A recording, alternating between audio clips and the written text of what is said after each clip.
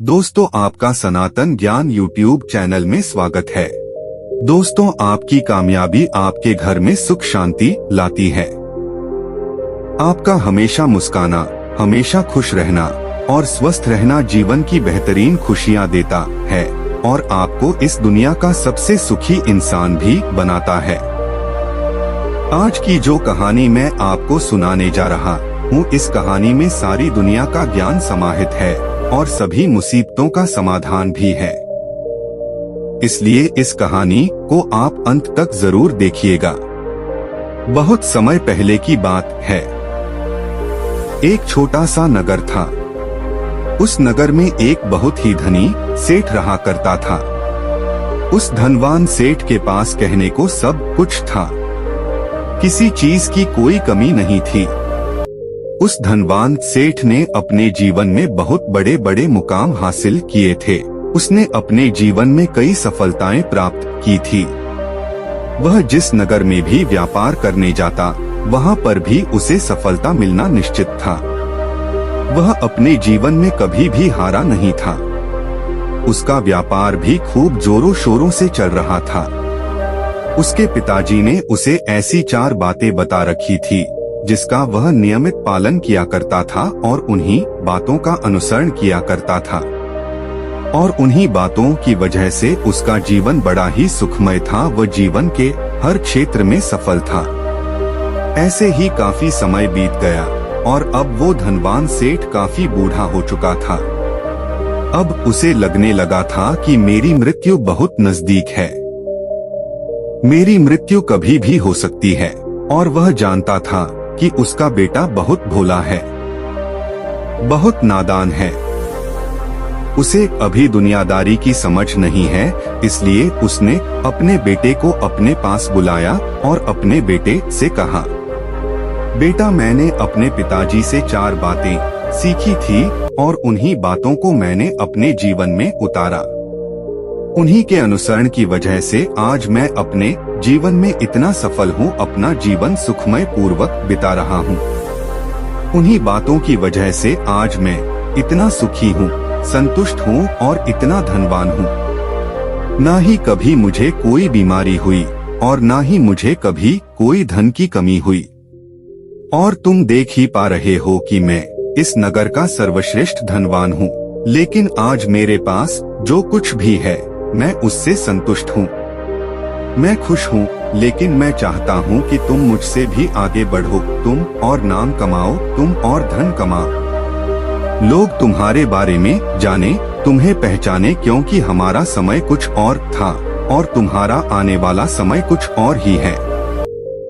उस धनवान सेठ ने अपने बेटे को अपने और करीब बुलाया और उससे कहने लगा, बेटा, आज मैं तुमको दुनिया की ऐसी 4 महत्वपूर्ण बातें बताने जा रहा हूँ जो मुझे मेरे पिताजी ने बताई थी और इसी के कारण आज मैं इतना सफल हूँ।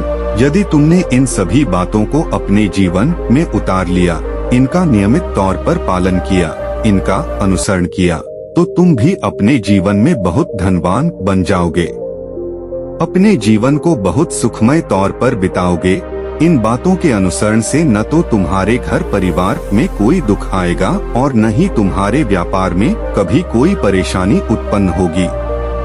इतना कहकर धनवान सेठ अपने बेटे को 4 बातें बताना शुरू करता है। वह कहता है, बेटा, सबसे पहली बात है काम पर छाव में जाना और छाव में आना। दूसरी बात, अपने घर के चारों तरफ चमड़े की बाट रखना। तीसरी बात, हमेशा मीठा करके खाना और चौथी बात, अपनी पत्नी को हमेशा बांध कर रखना। इतना कहकर वह धनवान सेठ अब निश्चिंत हो चुका था। वह यह जानता था कि उसका बेटा बहुत भोला है। वह अपने पिता की बात अवश्य मानेगा और इन सभी 4 बातों को अपने जीवन में उतारेगा और इनका अनुसरण भी करेगा। देखते देखते कुछ महीने बीत गए और फिर एक दिन धनवान सेठ मृत्यु को प्राप्त हो गया। अपने पिता की मृत्यु के बाद उस धनवान सेठ के बेटे ने उन सभी 4 बातों को एक कागज पर लिख लिया ताकि वह उन्हें भूल न जाए और उन्हीं बातों को वह अपने जीवन में उतारने लगा। उन 4 बातों का अनुसरण करने लगा। सबसे पहली बात जो उसके पिता ने उससे कही थी, छाव में जाना और छाव में आना, तो उसने अपने घर से लेकर अपनी दुकान तक पूरे रास्ते पर एक टेंट लगवा दिया, क्योंकि उसके पास पैसा तो बहुत था और उसे कोई रोकने वाला भी नहीं था। जब भी कोई उसे पूछता कि आखिर तुमने ऐसा क्यों किया, तो वह उसके जवाब में बस इतना ही कहता कि मेरे पिताजी ने मुझसे ऐसा ही करने को कहा है। इसके बाद उसने अपने पिता की अगली बात का अनुसरण किया। उसने अपने घर के चारों तरफ चमड़े की बाड़ खड़ी करवा दी। उसने अपने घर के दोनों तरफ चमड़े की एक दीवार खड़ी करवा दी। यह देखकर आसपास के लोग बहुत क्रोधित हो गए। वे लोग उससे झगड़ा करने पर भी उतर आए। कई लोगों ने तो यह तक कह डाला कि आखिर तुमने ऐसा क्यों किया?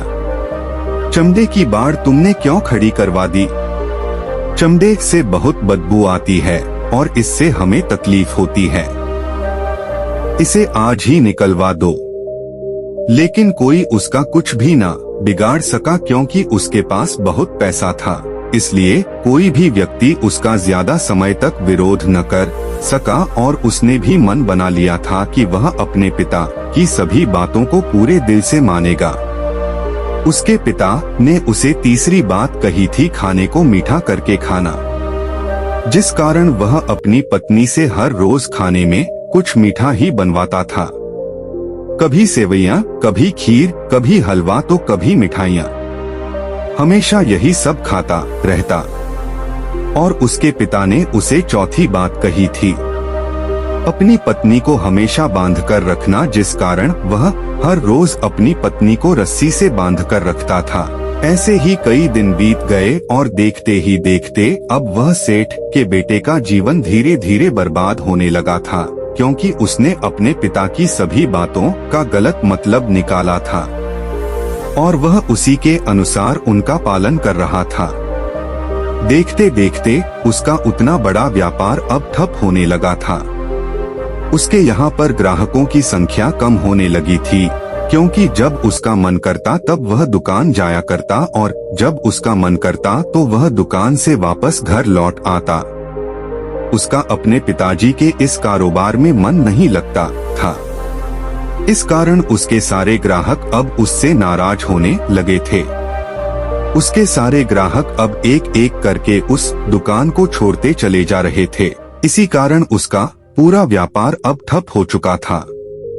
जिस व्यापार को खड़ा करने में उसके पिताजी ने खून पसीना एक कर दिया था, उस व्यापार को उसने कुछ ही महीनों में पूरी तरह से बर्बाद कर दिया था।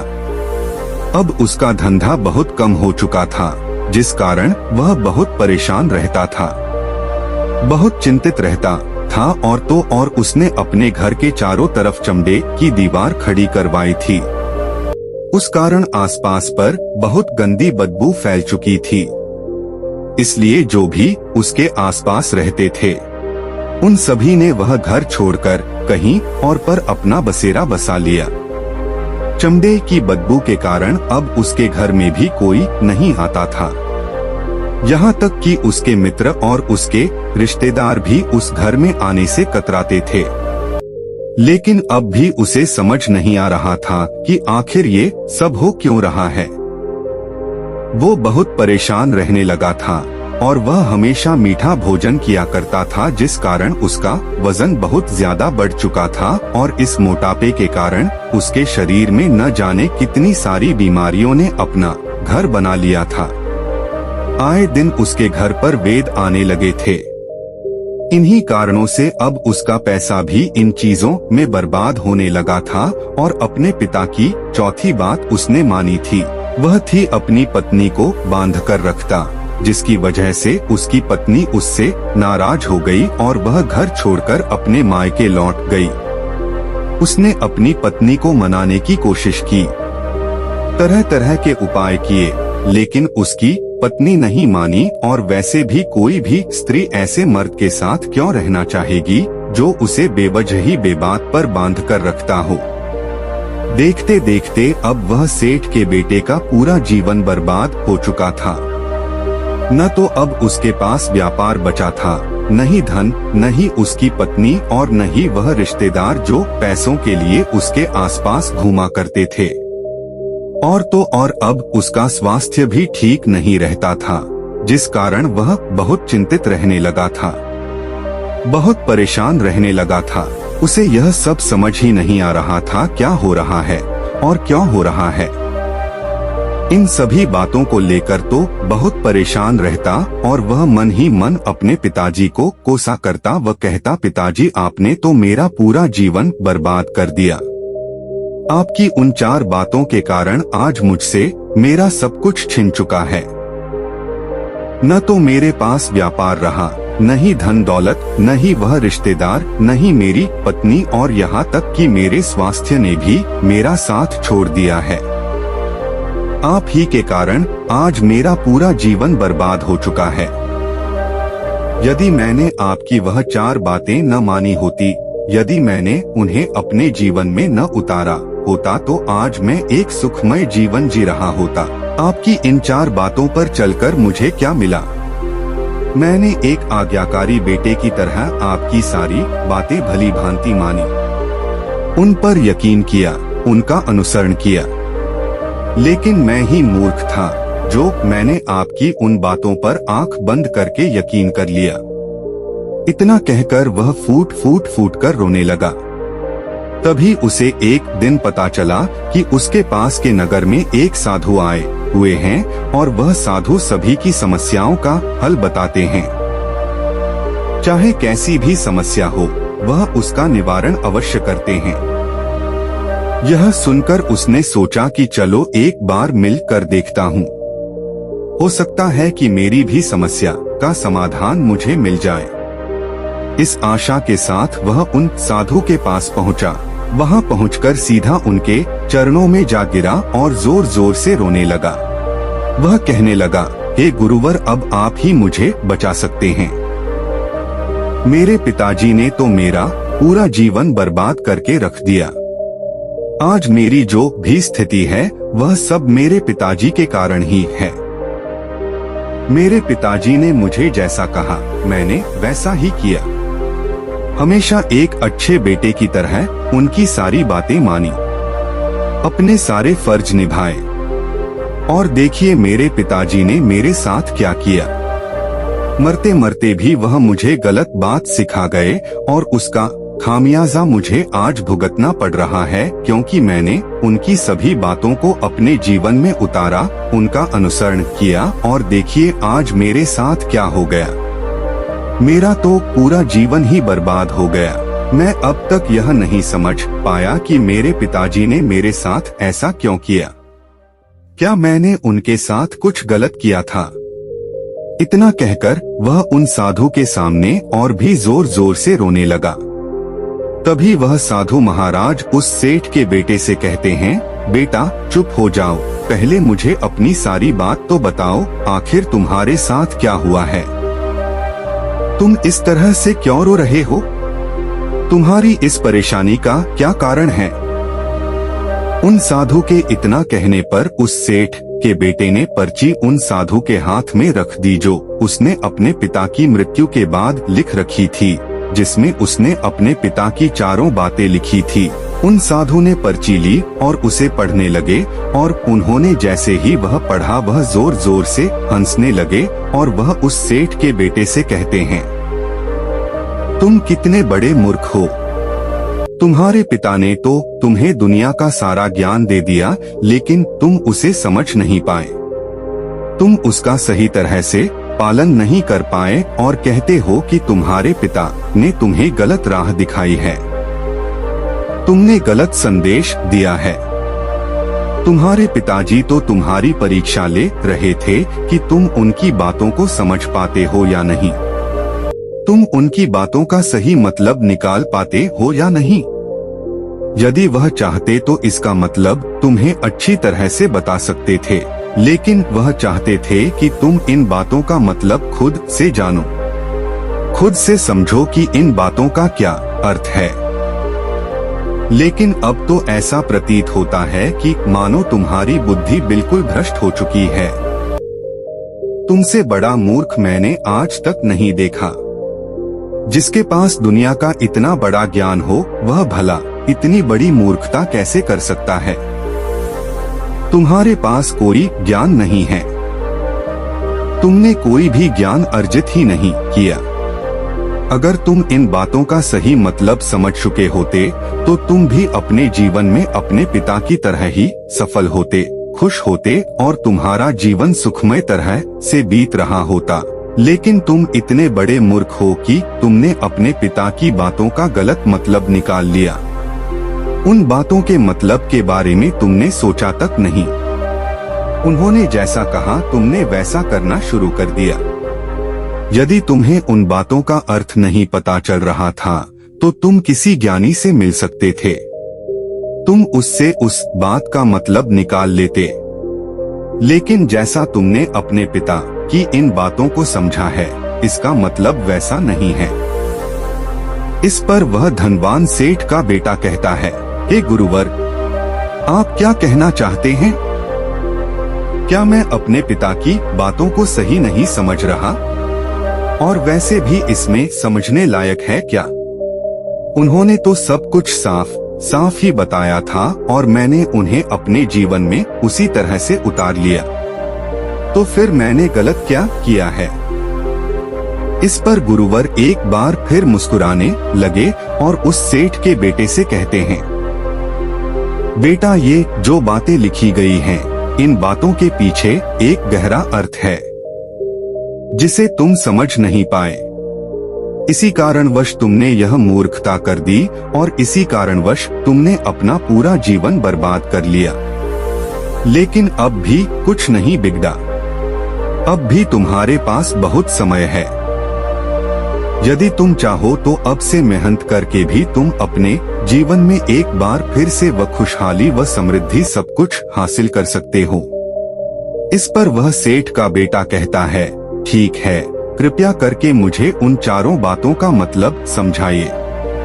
आखिर उन चार बातों का क्या अर्थ है? इस पर साधु सेठ के बेटे को कहते हैं, तुम्हारे पिताजी ने तुमसे कहा था काम पर छाव में जाना और छाव में आना। इसका मतलब यह है सूर्य निकलने से पहले ही तुम दुकान पर पहुंच जाना और सूर्यास्त होने के बाद ही तुम वापस घर आना, जिससे तुम्हें दुकान पर अधिक से अधिक समय मिल पाएगा। तुम उस काम को अच्छी तरह समझ पाओगे, उस काम को अच्छी तरह से कर पाओगे, उस काम को बढ़ाने में तुम अपना दिमाग लगा पाओगे और तुम अपने काम में तरक्की कर पाओगे। लेकिन तुमने तो इसका गलत ही मतलब निकाल लिया। तुमने तो अपने घर से लेकर दुकान तक एक ऐसा टेंट लगवा दिया जिससे तुम छाव में आ सको और छाव में जा सको। अब तुम ही बताओ, क्या तुमने अपने पिताजी की इन बातों का सही मतलब समझा था? यह सुनकर वह सेठ का बेटा जोर जोर से रोने लगा और कहने लगा, हे गुरुवर, मेरी ही गलती थी। मैंने अपने पिता की इन बातों का गलत मतलब निकाला और इसी कारणवश आज मैं पूरी तरह से बर्बाद हो चुका हूँ। मैं ही सबसे बड़ा मूर्ख था। मेरे पिताजी ने तो मुझे इतना महत्वपूर्ण ज्ञान दिया था, लेकिन मैं उस हीरे को पत्थर समझ बैठा। आगे वह सेठ का बेटा उन गुरुवर से कहता है कि गुरुवर, दूसरी बात क्या है? उसका अर्थ क्या है? आगे गुरुवर दूसरी बात का अर्थ समझाते हुए कहते हैं, चमड़े की बाड़ करवाना। इसका अर्थ यह है कि तुम अपने घर में कुत्ता या बिल्ली पालना। जब तुम अपने घर में कुत्ता बिल्ली पाल लोगे तो यह तुम्हारे घर की चारों ओर से रक्षा करेगा, जिससे तुम्हारी धन दौलत पूरी तरह से सुरक्षित रहेगी और तुम बेफिक्र होकर दुकान पर मन लगा सकोगे, बेफिक्र होकर दुकान के कामों को समझ सकोगे और तरक्की कर पाओगे। और तो और तुम्हारे मन में कभी यह भी डर नहीं होगा कि कहीं कोई चोर आकर मेरी संपत्ति न चुरा ले। चमड़े की बाड़ करवाने का असली मतलब यह है। लेकिन तुमने तो चमड़े की बाड़ करवाने का मतलब कुछ और ही निकाल दिया। तुमने तो अपने घर की 2 दीवारों को ही चमड़े से पूरी तरह से भरवा दिया, जिस कारण आसपास गंदी बदबू फैल गई। तुम्हारे आसपास के पड़ोसी भी अपना घर छोड़कर कहीं और चले गए। यहाँ तक कि तुम्हारे मित्र, तुम्हारे सगे संबंधी भी उस बदबू के कारण तुम्हारे घर पर आने से कतराने लगे। और अब हालत यह हो चुकी है कि ना तो तुम्हारे घर पर कोई आता है और न ही कोई जाता है, और इसी कारणवश लोग तुम्हें नापसंद करने लगे, और तुम्हारी बर्बादी का यह भी कारण है।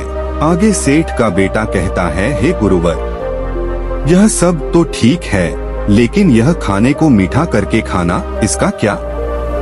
मैंने इसका भी अर्थ गलत निकाला है क्या? मैंने तो अपने पिता की बातों के कहे अनुसार ही हर रोज मीठा खाया, और आज देखिए मेरा शरीर कितना वजनदार हो चुका है, जिस कारण मुझे अनेक प्रकार की बीमारियों ने घेर रखा है। क्या मैं इस बात को भी गलत समझ रहा था? इस पर वह साधु उस सेठ के बेटे से कहते हैं, हाँ, तुमने इस बात का भी गलत मतलब भी निकाला है।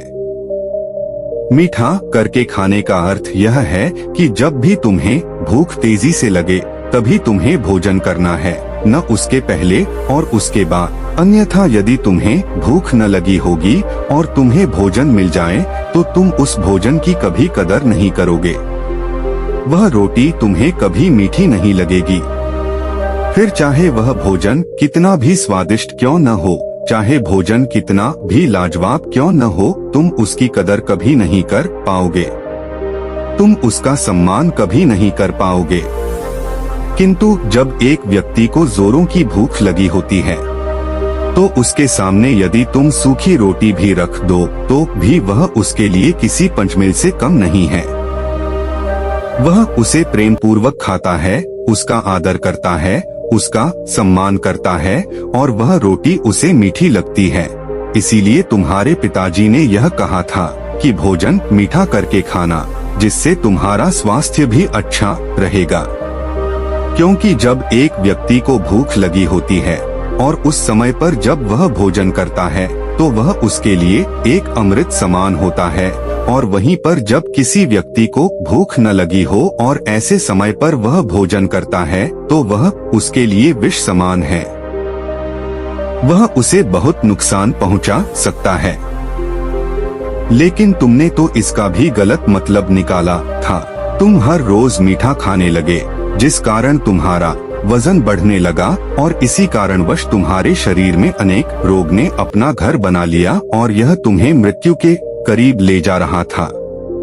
इसलिए आज से जब भी तुम्हें जोरों की भूख लगे तभी भोजन करना तुम्हारे लिए अत्यधिक फायदेमंद होगा और तुम्हारे शरीर को हमेशा निरोगी बनाने में तुम्हारी मदद करेगा। और जब भी तब भोजन की आवश्यकता न हो, तुम्हें भूख न लगी हो, ऐसे समय पर भोजन कभी ना करना, यह तुम्हारे लिए बहुत नुकसानदायक साबित होगा। और यही तुम्हारी तीसरी गलती थी, जिस कारण तुम्हारा पूरा जीवन बर्बाद हो रहा था। आगे सेठ का बेटा कहता है कि तू ही गुरु है। चौथी बात तो बिल्कुल साफ लिखी गई है, अपनी पत्नी को हमेशा बांध कर रखना, तो इसका अर्थ भी कुछ और है। क्या मैंने इसका भी गलत मतलब निकाला है?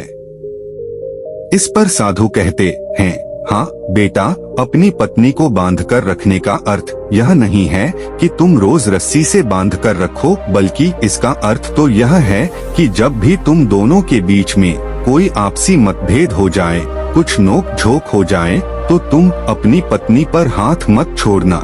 जब तक एक स्त्री का पति उसके साथ रिश्ते में बंधा होता है तो वह अपने रिश्तों में बंध जाती है, और वह अपने रिश्ते को पूर्ण तरीके से निभाने का हर मुमकिन प्रयास करती है।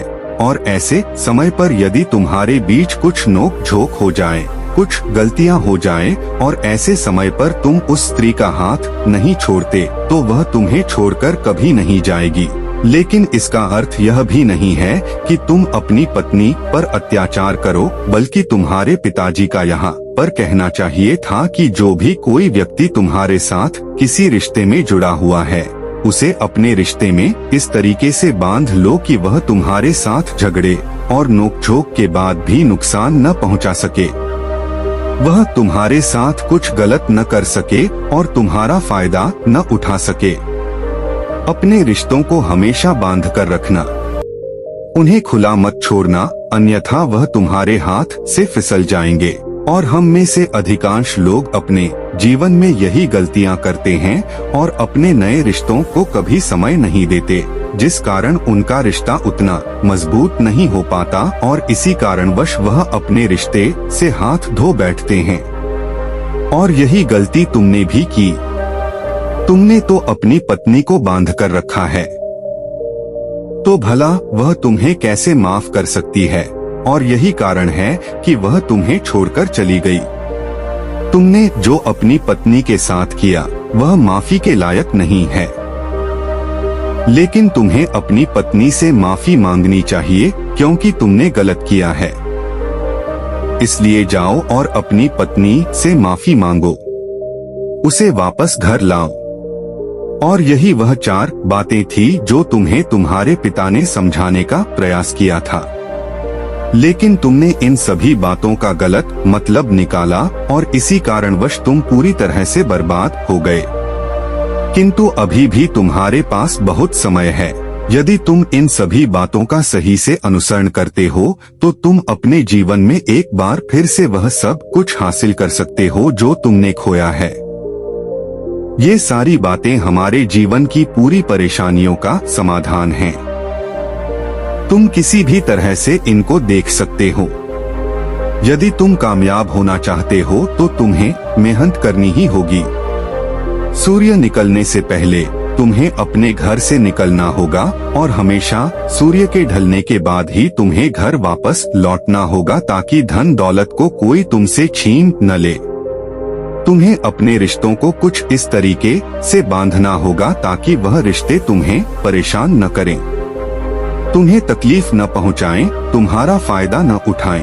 और हमेशा एक अच्छा और स्वस्थ भोजन करना जब तुम्हें भूख लगी हो, ताकि तुम्हें जो भी सांसें मिली हैं तुम उसे खुशी खुशी जी सको। और अपने रिश्तों को हमेशा बांध कर रखना, उन्हें खुला मत छोड़ना, अन्यथा वह तुम्हारे हाथ से फिसल जाएंगे। और अपने घर में अवश्य ही कुत्ते या बिल्ली को जरूर पालना, ताकि तुम्हारा धन हमेशा सुरक्षित रहे। इन सभी बातों का अपने जीवन में अनुसरण करने के बाद तुम अपने जीवन में सब कुछ एक बार फिर पा सकते हो जो तुमने आज तक खोया है, और हो सकता है कि तुम इससे भी अधिक उन्नति कर पाओ, इससे भी अधिक समृद्धि पा सके, अपने जीवन को खुशहाल और सुखमय बना सके। इतना कहकर साधु शांत हो गए और सेठ का बेटा भी अपनी सभी गलतियों को समझ चुका था। उसने उन गुरु को प्रणाम किया और वापस अपने घर लौट गया। उसने उन सभी 4 बातों को अपने जीवन में उतारा, उनका सही सही अनुसरण किया। उसके बाद से उसके जीवन में सकारात्मक प्रभाव दिखने लगे। वह एक बार फिर से अपने व्यापार को खड़ा करने में सफल रहा। वह एक बार फिर से अपनी पत्नी को घर लाने में सफल रहा और देखते ही देखते उसका जीवन सुखमय और आनंदमय हो गया था। मुझे उम्मीद है कि आपको यह कहानी पसंद आई होगी और आपने इससे कुछ सीखा होगा।